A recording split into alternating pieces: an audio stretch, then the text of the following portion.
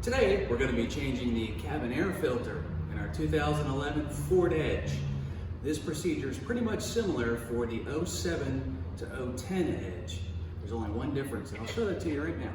Cabin air filter is located behind your glove box. So first thing you do is open your glove box.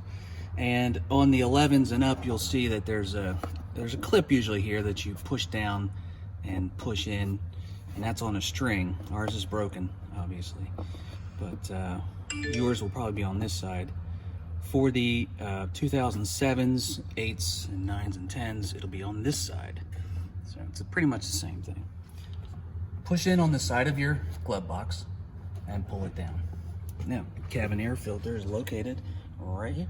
This whole thing right here. There's a tab right here. Push in on the tab and pull out. That comes out. And right here is your cabin air filter.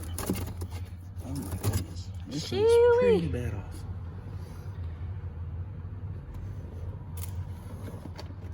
We bought our cabin air filter at AutoZone. And that's their number, it's STP. Just go in AutoZone and ask them, or any of the auto places, O'Reilly's or Advance. Just say I need a cabin air filter for your particular make and model. And it just slides in like that. Okay. Get our top and put it in the hole there and click.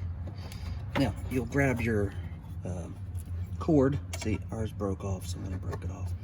And you'll grab your cord, it does pull down, and put it back into the slot right here.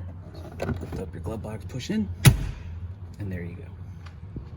And that's how you change out your cabin air filter on your 2007 to 2014 Ford Edge.